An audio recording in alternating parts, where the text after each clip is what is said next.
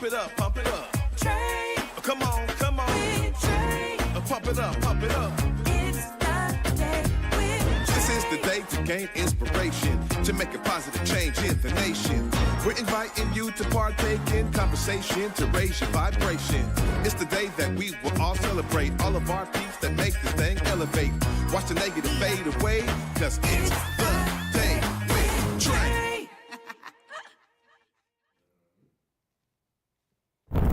Grand Rising, everyone. Welcome to the Day with Trae. I'm your host, Trae Holiday. I get to welcome you to a terrific Tuesday as we are really gearing into this Black History Month. And I'm really excited for my guest in the building. Miss Chevonna Gaylor is joining me. And y'all know we actually had a really great conversation last season, but it is so vital that we also focus on the times we're in right now. And I'm so glad that she, as a mental health professional, can truly give us some tips on how we deal with the signs of the times we are in. So I'm grateful that she's here joining me, but I'm also grateful you're joining me. This is the best time for you to share this show with anybody who you feel could benefit from the daily dose of dopeness we work to give you here on the Day with Trae. And if you can't watch our TV show, you know we always got you covered. You can also listen to us anywhere you find your favorite podcast. Just search Converge Media Network and The Day with Trae. You'll find me on your favorite platforms. Now, before I get into it with Miss Gaylor, I got to tell you, yesterday we got to start the week off with Intentionalists, and it was amazing to talk to Laura Kleiss about the work that she and her team are doing to help us spend our dollars. And I also get to uplift Hey Black Seattle, another amazing, collection of brilliance, where if you're looking to tap in specifically to Black entities and businesses, community groups, our girl Keisha Garrison also has you covered over there at Hey Black Seattle. I'm looking forward to having her later on this month because they are so busy bringing us a great opportunity to tap in with all of the folks that we're looking to tap in with. And, we talk about this at the Black Media Matter Studios. We are celebrating Black culture every single day of the year. But this History Month for us, Black History Month, always has a special time in our heart. And so I'm grateful that we have folks who are really being very specific about the works that they are uplifting, the individuals, the collectives, the organizations. And if you are looking to find more information about, hey, where do I tap in at? I'm new to Seattle. I'm trying to figure it out. Hey Black Seattle also has you covered. Well, as I kind of said here at the top of the show, we are dealing with a lot right now, and we have a lot kind of being thrown at us. So I'm really grateful that we're going to take some special time this week to really focus on opportunities for us to center ourselves mentally. Now, mental health is something that we know has been a topic here at Converge and on the Day with Trae, because we recognize that we have to do some work to dispel myths and really uplift so many great practitioners in the field who are there looking to bring lived experience with professional experience together to really service communities in particular ways. So up next, I got Chevonna Gaylor joining me, and I'm really excited that she's here to shed some light on how we stay grounded during this time. You definitely don't want to miss this. Stay tuned. You're watching The Day with Trae. Hey, you want some You coffee? ain't the same. You don't know what you're talking about. I know exactly what I'm talking about. Acts on Stage presents Detroit 67. This award-winning story chronicles a family having a house party while the city is on fire, and a country dancing to the new sound as it finds itself in the dust of one of the most explosive periods in American history.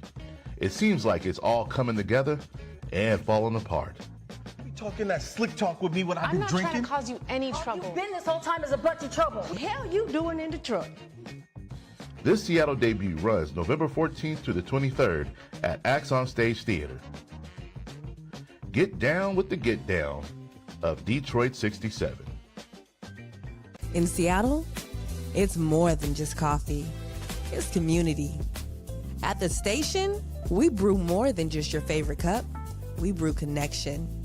From Beacon Hill to Columbia City, we're a space for artists, activists, and everyone in between. A place to gather, create, and simply be. Whether you need a quiet place to work, a lively spot to meet friends, or just a moment to unwind. Find your place at the station. More than coffee, it's home. Visit us in Beacon Hill or Columbia City. The station, where community happens. Like a warm cup of tea, coffee, or your favorite bowl of soup, Washington Health Plan Finder is here for you. Whether you're exploring your options or need help finding a health insurance plan that meets your needs, you can count on us. Visit wahealthplanfinder.org today. Open enrollment begins November 1st and ends January 15th, 2026. Get ready for the 2025 Bullet Lecture in American History at the Seattle Public Library Central Branch. On Thursday, December 4th, Eve L. Ewing, author of Original Sins, will share her perspective on the American educational system and how it has shaped our shared history. Reserve your spot today. Welcome back, y'all, to The Day with Trae. I'm your host, Trae Holiday. Joining me right now is Miss Chevonna. Hi. Hello. Good to see you again. I am so honored to be here again, especially in honor of Black History Month, to be here at Converge and with you who are, as your earrings say, absolute Black excellence. Very happy to be here. Well, you know, I got to tell you, the last time we were able to talk, we were at Paramount Theater, but you already had so many great ways for folks to be grounded. And right now, Chevonna, I mean, come on. If we're being honest, there is so much happening right now. I think a lot of people are either tapping out or they're tapping in too much. Tell us a bit about that balance we need to have right now. So I'm not recommending that we lean into apathy and completely check out. Of course, that doesn't help anyone, right? Also, I'm not erasing or ignoring the complexities of major mental health and serious mental health and mental illness that can take place. However, I do want us to take into account depression tends to live in the past. Anxiety tends to live in the future, but our peace is in the right now. So when we're thinking about and ruminating over and really focusing heavily on the things of the past, and we're having a hard time with getting past that, then it can lead to depression. So what I want us to be aware of is we can learn from the past. We can definitely learn lessons and grow from the past, but we can't stay there. And we're right now being bombarded about the what ifs of the future. Bombarded every day, all day. The beauty of social media. The beauty is that we get to be more informed. We have power. We can exercise that power for good. We can dispel some of the misinformation. However, we are flooded with fearful messages. And I ask us to not be fully bombarded and not lean too heavily into the what ifs, because it hasn't happened yet. We don't know what's going to happen. And what we do know is we've been through a lot and we've made it through a lot. And as a people and in community and coming together, we have overcome the worst of the worst. And we will make it through this. So the peace is in the right now. We have to ask ourselves, what do I have control over right now? Two things. What am I grateful for right now? And what do I have control over right now? And taking actionable steps towards what we have control over in the here and now will help us feel like we have more power and literally allow us to lean more into peace and joy. You know, you saying this, it just sheds light on the fact that we have the freedom to choose. That's what I'm hearing you say here too. We have the freedom to choose, and the beauty in that choice is really finding what is going to keep us grounded in that current state of peace and joy, because those are choices for us. Those are not things that are imparted on us. So I really appreciate that message. You know, I think what I'm hearing a lot of people kind of deal with right now is trying to understand how to plan, right? Like, so how do you plan and kind of dispel that notion of anxiety that sometimes is connected heavily to trying to plan for the future as all of this information is coming out from like the federal government? Well, what I think about when you say that, two things. All of our feelings are okay. We just have to be mindful what we do with them. So some may say that, oh, my fear is not a choice or my anxiety is not a choice. And I agree Now, what we do with it is the choice. That's where the choice comes in. So there are feelings that may come up. If I've experienced trauma, being triggered in a certain situation and having my body go into a state of terror, that may not be a choice, but what am I going to do with that feeling? And that's what you're talking about as far as having a choice, not leaning into that feeling and finding something productive to do with that. Now, your other question that you mentioned as far as planning for the future, the reality is, we've already been planning. We can't erase those plans to build our solid foundation because we're in terror mode. So if your plan was already, we know those New Year's resolutions, I'm going to get physically healthy, I'm going to get financially healthy, I'm going to take care of my mind, body, and soul, I'm going to clear up my space. Those things are still necessary. So even if there's catastrophe, if we're strong in mind, body, and spirit, then we're better capable of handling all that comes. Don't lose the basics. Don't lose your foundation of what you need to take care of you, because if you're not well, then really you don't have the capacity to fight whatever has the potential to come. It's so true. My question, because I mean, this is just the what we're facing, isolation. I just want to hear from you about that leap towards isolation. I think a lot of people end up experiencing that, especially when we're in a state of our society where we are getting these individual messages to our individual devices, right? And so like how I'm dealing with it is oftentimes on an individual level, but it can lead to isolation. And that's something that I think we also have to be really mindful of right now, right? Absolutely, because what we have is we tend to, because of fear, stop gathering, stop connecting, and stop exercising that joy. And we can't let fear win. We have to heal through each other. How have we overcome generation after generation in community? We need that. A perfect example is I have sister friends they're my love. And yesterday, we have been communicating, and they have been talking about how difficult not only the news and our world, but just everyday life. Being a woman, being a perimenopausal woman, and living in everyday life, bills and kids and spouses and all the things that life entails. And yesterday was a community event, and they were texting, and one of my sister friends said, it was everything my soul needed to be in community. It was the healing that I didn't know I needed. That's what's going to get us through. We need each other. We need that love. We need that hug. We need that laugh. We need those dominoes. We need that food. We need each other. And we may need mental health services. We may need a professional, and that's okay too. That's okay too. Yeah. Tell us about that connection.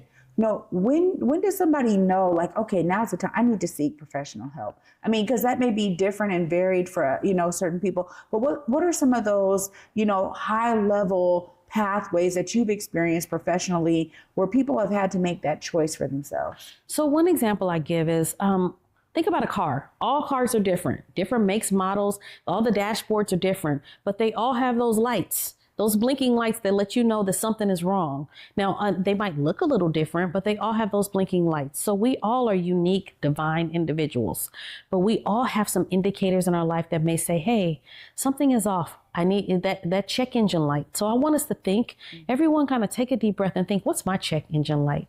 Some of the common check engine indicators that we may need some mental health support or just layers of support could be eating changes in our diet. Either we're eating more or less to the point where we're noticing significant weight loss or weight gain.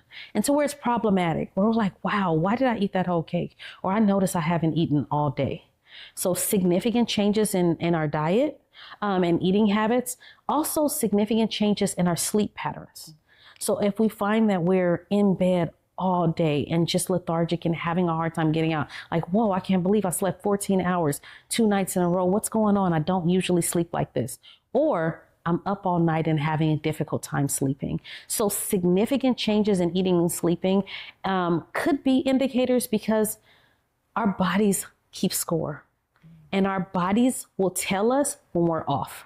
Another way is physical indicators like pain, those headaches, stomach aches, heavy tension in our shoulders, heavy tension in our back. Those can be indicators, especially if there's something that we're not used to dealing with, and we know that we don't have we've ruled out a medical condition.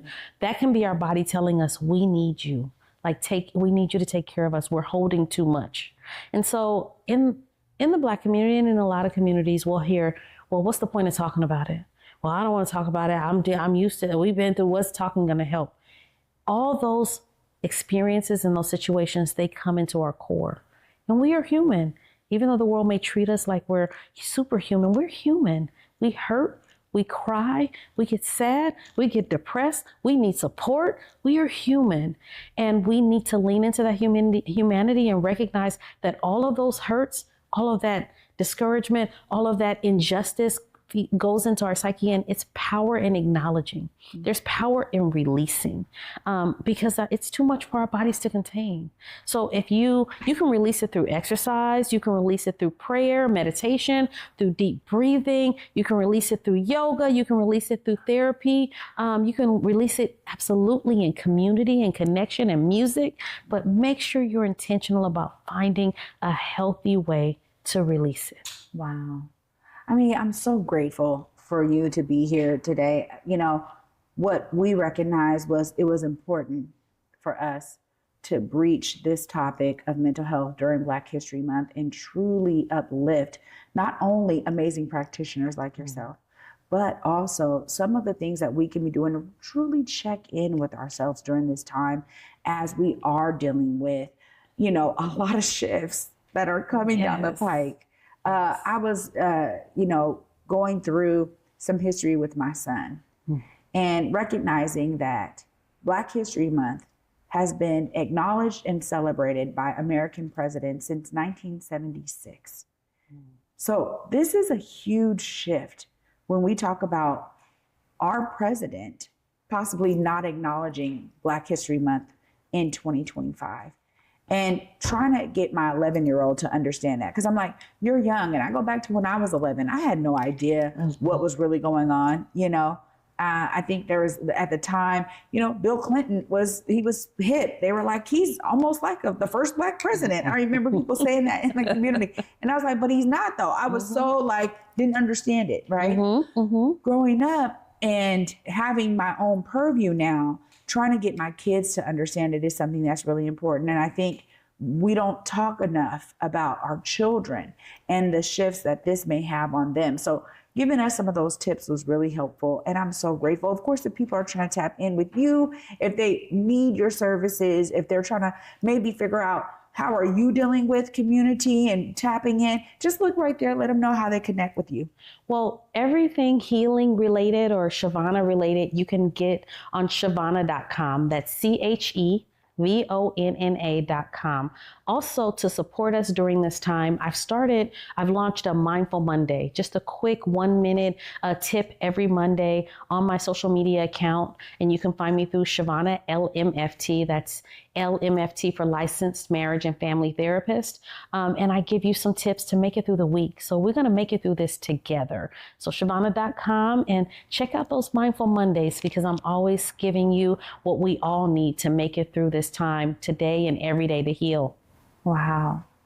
Ms. Chevonna, thank you so much for being here and ensuring that we are grounded as we embark on the beauty of Black History Month. Thank you so much. Thank you, Trae. Wow.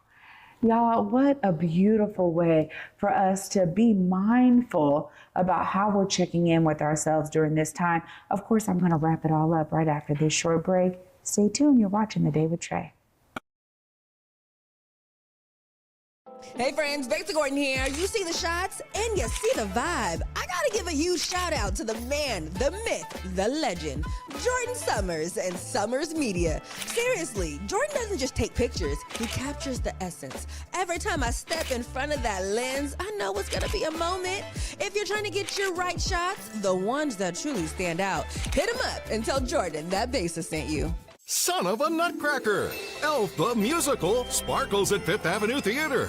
Follow Buddy from the North Pole to New York City as he searches for his dad, who just might be on Santa's naughty list. With laughter, dazzling tap dancing, and plenty of holiday cheer, Elf the Musical is the perfect outing for your family. Don't miss the holiday spectacular, Elf the Musical at Fifth Avenue Theater, November 28th through December 28th. Get your tickets today at fifthavenue.org.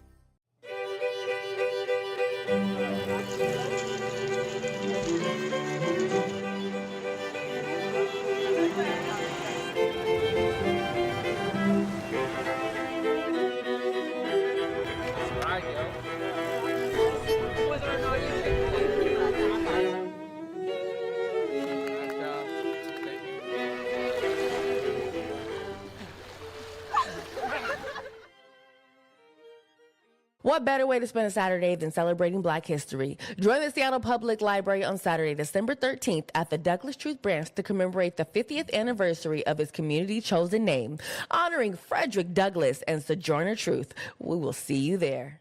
Welcome back, everyone, to the Day with Trae. I'm your host, Trae Holiday.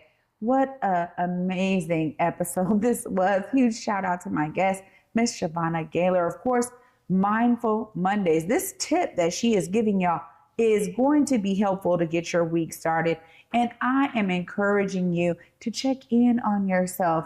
What are you doing to maintain that peace that you naturally are? You know, when we think about ourselves and the beauty of who we are, there is so much that we have within us that we can tap in with. And she gave great opportunities for you to tap in with community, figure out where you are mentally. You know, do not ignore it. If you are experiencing any of those symptoms that she mentioned, headaches, you know, shifts in your weight gain or loss, shifts in your eating or sleeping, shifts in, you know, body aches and pains that are continual, please find a way to care for yourself during this time. Your care is our care because we are all here in community together. And truly, it is important that we all find our pathways to keep ourselves healthy during this time. Thanks so much for watching today, y'all. And of course, I'll be back with you tomorrow. Until then, at 11 a.m. Peace.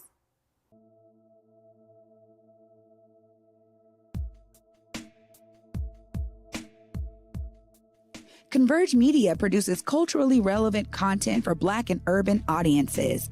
Our coverage is raw, transparent, and objective, praised by community leaders, government officials, and residents.